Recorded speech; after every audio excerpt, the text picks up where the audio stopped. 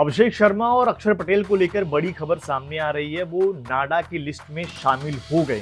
इस लिस्ट में मंदाना और श्रेयस अय्यर की जगह उनको ऐड किया गया है। लेकिन इस वीडियो में आपको बताएंगे कि आखिर ये नाडा में अगर वो शामिल हो गए तो इसका मतलब क्या है, और नाडा जो है, नाडा डोप टेस्ट, ये सारी चीजें होती क्या है जो आमतौर पर आप लगातार सुनते भी होंगे कि यहाँ डोपिंग टेस्ट हो गया, इन खिलाड़ियों का ऐसा हो गया। तो ये पूरा प्रोसेस काम कैसा करता है उसके बारे में आपको इस वीडियो में बताएंगे। और अभिषेक शर्मा, अक्षर पटेल के अलावा इस लिस्ट में और कौन कौन से खिलाड़ी हैं उनके बारे में भी आपको बताते हैं। तो शुरुआत करते हैं सबसे पहले नाडा से, जो नेशनल एंटी डोपिंग एजेंसी है।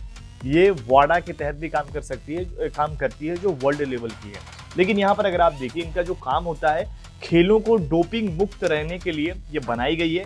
नाडा का जो काम है वो खिलाड़ियों का डोप टेस्ट कराना है, डोपिंग के खिलाफ नियम लागू करना है, खिलाड़ियों को जागरूक करना है, दोषी पाए जाने पर सजा देना है। अब यहाँ पर ये भी कई बार आ जाता है ना भाई, डोपिंग का मतलब ही क्या है, डोपिंग क्या हो जाता है। इस बात को लेकर भी कई सारी चीजें यहाँ पर सामने आती है। लेकिन डोपिंग का जो मतलब है ऐसी दवाइयाँ या इंजेक्शन लेना जो खेल में खासतौर पर बैन हो। जैसे कि कई बार हमने खबर सुनी ना कि स्टेरॉइड लोग ले रहे हैं, हार्मोन बढ़ाने के लिए ईपीओ यूज कर रहे हैं, स्टेमिना या ताकत बढ़ाने वाली जो दवाएं हैं, ये कहीं ना कहीं इसमें डोपिंग में आ जाती है कि आप ये सब नहीं कर सकते।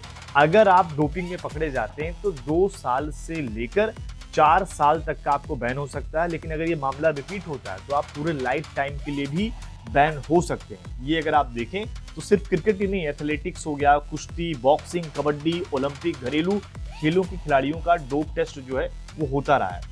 इस लिस्ट में जो खिलाड़ी जो हैं उन्हें अपनी लोकेशन की जानकारी नाडा को देनी होती है। जो मैंने नाडा शुरुआत में बताया कि नेशनल एंटी डोपिंग एजेंसी, इनको देनी होती है।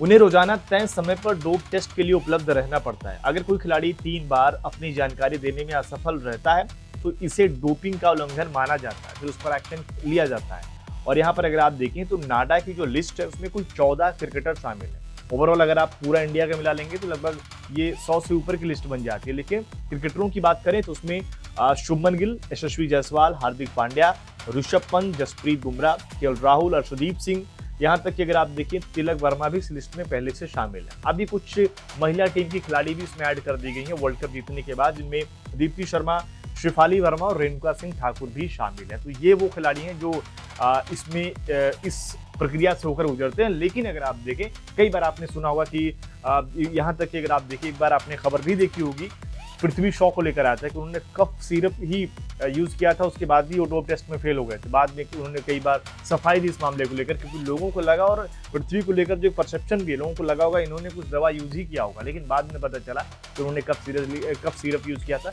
उसमें जो डोप टेस्ट का जो अपना एक मात्रा होता होगा, उससे कहीं ना कहीं ऊपर पाए गए थे। लेकिन यहाँ पर अब अभिषेक शर्मा और अक्षर पटेल को भी इस लिस्ट में शामिल किया गया है। और देखते हैं कि ये लिस्ट आगे धीरे धीरे बढ़ती जाएगी, क्योंकि एक समय बाद इसमें लगातार चेंजेस किए जाते हैं कि ये खिलाड़ी हो गए, इसके बाद अब इनको हटाकर दूसरों को ऐड किया जाता है। जैसे कि श्रेयस को हटाया गया, मंदाना को हटाया गया।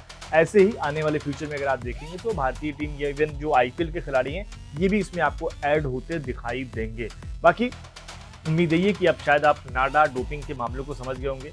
बाकी आपको ये वीडियो कैसा लगा कमेंट जरूर करें। साथ ही स्पोर्ट्स नाउ पर अगर आप नए हैं तो चैनल को सब्सक्राइब भी करें।